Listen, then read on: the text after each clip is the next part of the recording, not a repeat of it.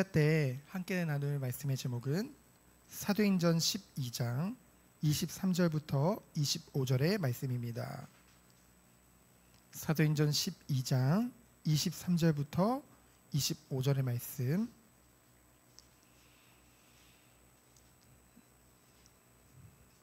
우리 다 같이 합독하도록 하겠습니다. 헤롯이 영광을 하나님께로 돌리지 아니하므로 주의 사자가 곧 친히 벌레에게 먹혀 죽으니라. 하나님의 말씀은 흥왕하여 더하더라. 바나바와 사울이 부조하는 일을 마치고 마가라 하는 요한을 데리고 예루살렘에서 돌아오니라. 아멘. 오늘 철야 때 함께 나눌 말씀의 제목은 지금은 영적인 것에 집중할 때입니다. 앞서 우리가 12장 1절부터 19절의 말씀을 통해서 헤롯 왕이 예루살렘 교회를 박해하고 특별히 사도들을 죽이려 하는 그 장면을 우리는 보게 되어졌습니다. 그래서 실제로 야고보를 칼로 죽이고 이 초대교회에 가장 영향력이 있는 목회자라고 할 수 있는 그 베드로까지도 죽이려고 했죠. 이 모든 것을 행함에 있어서 그 헤롯은 누구 앞에 섰던 겁니까? 다른 것이 아니에요. 사람 앞에서 유대인의 환심을 사기 위해서요. 하지만 하나님의 주의 천사가 보내셔서 베드로를 절대로 스스로는 빠져나올 수 없는 그 감옥에서 구출해내셨죠. 우리는 이 장면을 통해서 무엇을 깨닫게 되었습니까? 그 어떤 사단의 관계도 하나님의 허락치 아니하시면요 결코 하나님의 백성을 건드릴 수도 없다는 거죠. 그래서 한 가지 더 깨달은 것은 무엇입니까? 하나님께서는 항상 주의 자녀를 지키시고 보호하신다는 거죠. 언제까지요? 우리가 이 땅에서의 사명을 다하는 그날까지 우리의 생명을 보존하신 줄 믿습니다. 오늘 본문에 보면은 가이사랴로 내려가 머문 헤롯이요 두로와 시돈 사람들에 대해서 대단히 노여했다고 했어요. 이 두로와 시돈은요 어떤 지역이냐면은 아주 부유한 항구 도시입니다. 그런데요 농사를 짓지 않았어요. 지금도 그렇잖아요. 저기 이렇게 바닷가 주변에 가면은 농사를 짓지를 않죠. 잘. 왜냐하면은 해풍이 불고 이렇게 되니까 이제 농사를 지을 수 없는 땅이잖아요. 그러다 보니까 어떻게 했냐면요 이제 양식을 헤롯의 왕국에서부터 이제 수입을 했던 거예요. 그런데 헤롯과 그들 간에 어떤 마찰이 있었는지를 성경에 기록되어지지 않기 때문에 잘 모르겠지만은 이제 신학자들이 추측해 보건대 아마도 무역에 있어서 갈등이 있었을 것이다. 그래서 어떻게 한 거예요? 그 양식을 수출하는 것을 중단시킨 거예요. 그러다 보니 그들이 굶어 죽게 됐잖아요. 그러니까 어떻게 된 거예요? 20절에 보니까 그들이 헤롯과 화목을 청하게 되어지는 것이죠. 그래서 첫 번째로 뭡니까? 바로 헤롯의 죽음에 대해서 20절로 23절에 이제 나오게 되어집니다. 21절에 보니까요. 나를 택하여 이 헤롯이요 왕복을 입고 그 두로와 시돈 사람들 앞에 서게 됩니다. 아마도 뭐 로마의 그 원형 경기장 그런 곳에 이제 강단을 선 거겠죠. 근데 왕복을 입었다고 이제 누가는 아주 간단하게 기록했지만은 이 유대 그 역사가인 요세푸스의 기록을 보면은요 이 헤롯이 입었던 왕복이 어떤 왕복이었냐면요 이제 쉽게 말하면 치렁치렁한 긴 갑옷이에요. 거기에 이제 은빛으로 완전히 둘러싸여져 있었어요. 온몸이. 그러다 보니까 이곳은 이제 태양빛이 강한 곳이잖아요. 그래서 이 태양 광선을 받게 되면은 이 반사돼서요 아주 사람들이 봤을 때 찬란한 빛을 아주 빛나는 그런 빛을 이제 나타내게 되는 거죠. 바로 사람들 앞에 아주 장엄하게 특별하게 자신을 나타내기 위한 연출이라는 거죠. 결국 이것 또한 이 왕복 하나만 봐도 뭐예요? 오직 자기를 드러내는 것에 있어서 가장 중요하게 뒀던 것이죠. 그래서 백성에게 이제 연설을 하는데요. 뭐 어떤 연설이었는지 기록은 안 돼 있지만은 그 연설을 들은 이 시돈과 두롯 사람들이 어떻게 해요? 야, 신의 소리요, 사람의 소리가 아니다. 아첨하는 거죠, 어찌 보면은. 그렇죠? 그 소리를요 좋아하며 그들의 외침을 허용하는 그 헤롯의 모습을 우리는 보게 되어집니다. 그래서 23절에 보면은 헤롯이 영광을 하나님께로 돌리지 아니함으로 주의 사자가 고쳤다고 했죠. 영광을 하나님께 돌리지 않고 자신이 가로챈 거예요. 하나님을 정말로 믿지 않는 사람들의 특징은 무엇입니까? 그 특징 중 하나가 바로 교만이죠. 하나님보다 그 어떤 것보다 나 중심이죠. 나 중심. 나만을 알아주길 바라는 거죠. 그래서 이 헤롯은 어땠습니까? 자신의 교만한 자존심만 만족시키려 했어요. 사람들을 통해서, 세상을 통해서, 자기가 다스리는 왕국을 통해서. 여러분, 이와 반대로 정말로 하나님을 믿는 자들의 모습을 우리는 사도행전 10장에서 봤죠. 고넬료가 베드로를 처음 봤을 때 어떻게 했습니까? 베드로를 청하고 베드로가 왔을 때 그 앞에 엎드려서 절을 하자 베드로가 어떻게 했어요? 그를 일으키며 뭐라고 했어요? 기억나십니까? 나도 사람이니라. 그렇죠? 완전히 대조되는 모습이잖아요. 이와 같이 정말로 하나님의 은혜를 받은 사람들은요 겸손할 수밖에 없습니다. 왜냐하면은 우리에게 의로운 것이 하나도 없음을 깨닫게 되거든요. 하나님 앞에 서면 설수록 우리가 정말 아무것도 내세울 수 있는 것이 없다는 것을 깨닫게 되어진다는 것이죠. 그러면서 반대로 뭐예요? 이런 은혜를 베풀어 주신 하나님의 은혜가 너무나 큰 거예요, 우리에게. 그러니 우리에게 그 베풀어 주신 그 하나님의 사랑을 깨달았기 때문에 그 하나님을 향한 사랑 또한 우리는 커질 수밖에 없다는 것이죠.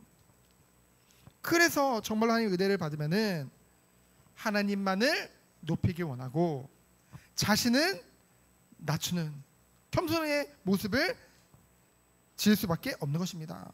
그것을 우리에게 보여주신 분이 바로 예수님이잖아요. 겸손의 왕이시죠. 온 세상의 모든 영광을 지극히 크신 그 하나님이신 예수님께서 그 하늘 보좌를 다 내려놓으시고 이 땅에 우리를 섬기러 오셨잖아요.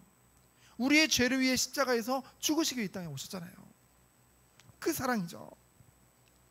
그러나 이 하나님을 모르는, 하나님을 믿지 않는 헤롯은 결코 그런 모습을 보일 수가 없었던 것입니다. 그래서 주의 사자가 곧 친히 벌레에게 먹혀 죽었다고 기록되어져 있죠. 그러니까 뭐 어떤 사람들이 이걸 보면서 야, 엄청 큰 벌레가 나왔나, 또는 뭐 안에 이렇게 침투해서 이 사람이 죽었나. 근데 이 아까도 말했지만은 이 유대 이 역사가 요세푸스의 기록을 보면은요, 이제 헤롯이 급성 복통으로 인해서 5일 동안 계속 고통당하다가 죽었다고 기록되어져 있습니다. 역사가 의해서. 뭐 추측해 보건대 이제 회충이 이제 뭐 곰과 같은 모습이 생겨서 뭐 폐혈증이 일으켜서 그 다음에 죽게 했다. 모든 게 이렇게 안에가 다 썩어서 그런 얘기를 하는데요. 어쨌든 이 사도행전을 쓴 사람이 의사 누가잖아요. 근데 의사 누가는 의학적 지식이 있음에도 불구하고 이렇게 간단하게 기록한 이유가 무엇일까요? 이 사도행전은 바로 하나님의 구원의 역사와 이 교회의 그 부흥에 대한 그 성령의 역사에 대해서 주안점을 두고 기록되어져 있기 때문에, 그래서 죽게 된 원인에 집중한 거죠. 그 원인은 무엇입니까? 바로 헤롯의 죽음은 사도를 죽이며 교회를 박해하고 하나님의 영광을 가로챈 그의 패역함 때문이죠. 우리는 늘 이것을 경계해야 될 줄 믿습니다. 특별히 앞에 세워진 자들, 이 주의 종이 가장 이것에 대해서 경계하고 두려워야겠죠. 모든 영광은 오직 하나님께, 그렇죠? 모든 것은 하나님이 긍휼이 풍성하신 그 하나님께서 전능하신 주의 손으로 능력으로 이 모든 것을 행하고 계신 줄 믿습니다. 그러면서 이것을 통해서 우리에게 주시는 교훈은 무엇입니까? 하나님을 대적하고 하나님의 영광을 가로채는 악한 세력에 대해서 하나님은 결단코 좌시하시는 분이 아니라는 거죠. 마지막 때에 예수님이 이 땅에 오시는 그 마지막 날에 그들에 대한 궁극적인 심판이 있을 것이지만요, 하나님이 원하시면 이 헤롯의 일과 같이 이 땅에서도 언제든지 심판할 수 있다는 것이죠.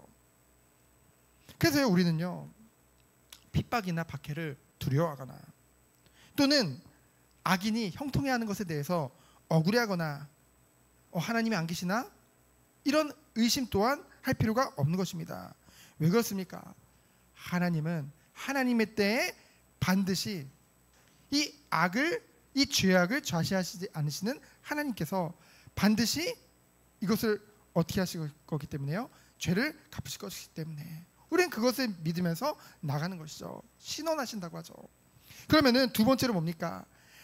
24절을 보면은 이와 상관없이 주의 하나님의 말씀은 흥왕하여 더하여진다고 했어요.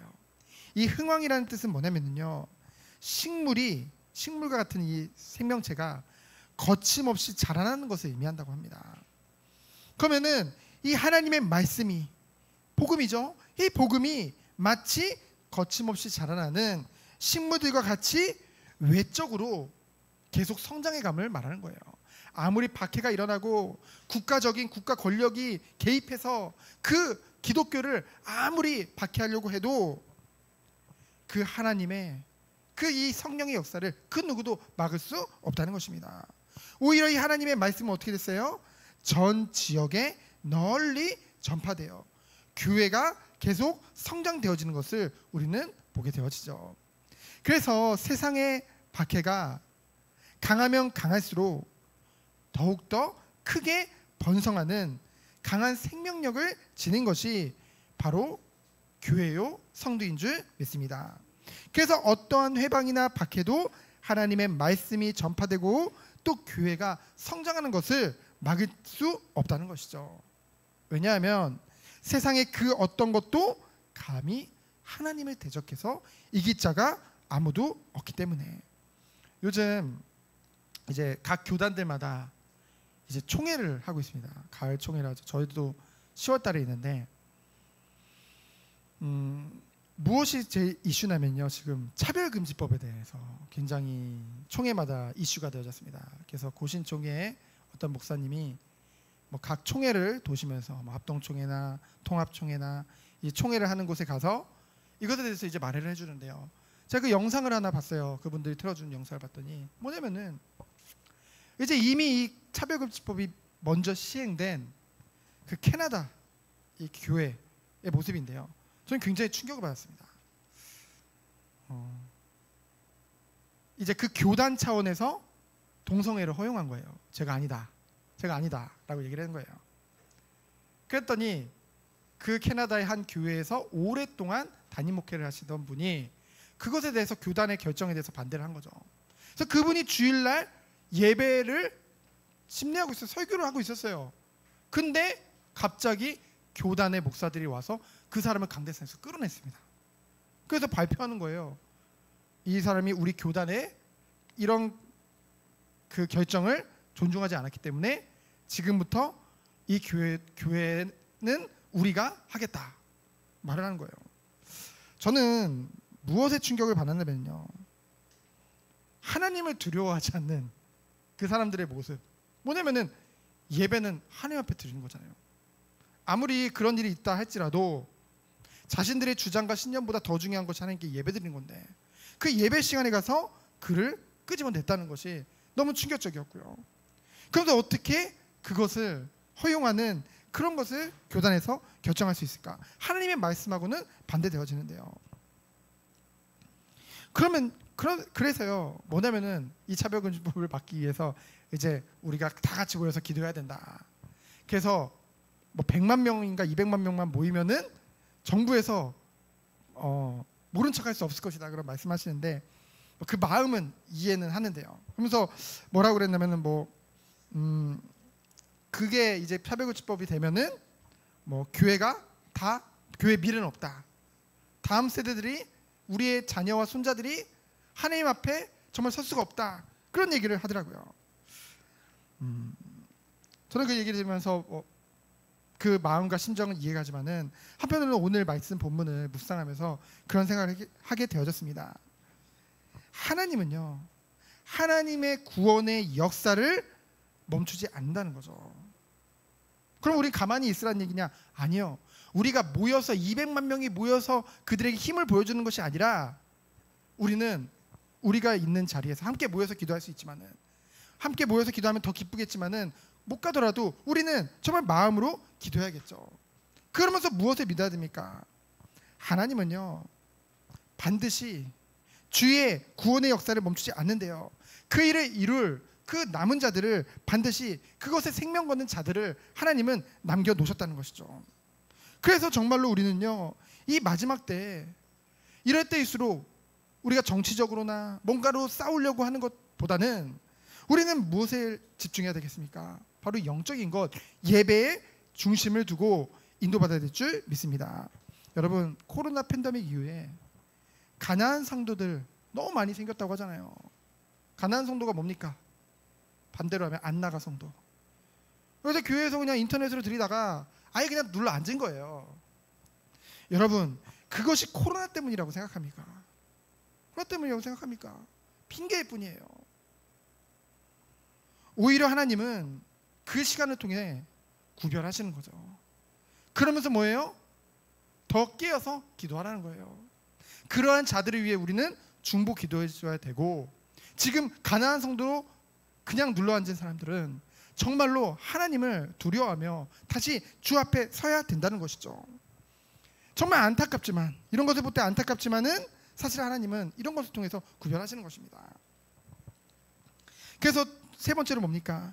하나님의 구원의 역사는 계속된다는 것이죠. 25절에 보면은 바나바와 사울이 그러한 박해가 아무리 있음에도 불구하고 안디옥 교회에서부터 예루살렘 교회에 와서 부조하는 일을 계속 해왔다는 것을 우리는 이것을 보통에 볼 수 있죠. 상관없이. 그리고 또 제자 마가를 데리고 오죠. 그래서 뭡니까? 안디옥으로 돌아와서 끊임없이 본격적인 이방인에게 복음을 전하는 그 선교 사역을 계속 이루어 나가는 것을 우리는 보게 되어집니다. 여러분, 우리가 정말로 지금 이 시간표에 무엇에 집중해야 될까요? 우리가 코로나 때는 정말로 막 예배 금지되고, 그렇죠? 막 몇 명 이상 모이지 마라. 그러니까 얼마나 예배의 자리를 그리워했습니까? 근데요, 지금 모든 것이 다 열려 있는데요, 우리는 지금 예배할 수 있을 때, 그리고 우리가 마음껏 찬양할 수 있음에, 예전에 저기 중국에 가정교회 갔더니 찬양도 크게 부를 수가 없어요. 몰래 숨어서 작게 불렀었거든요. 피아노를 무슨 칩니까? 피아노도 못 치고, 그렇죠?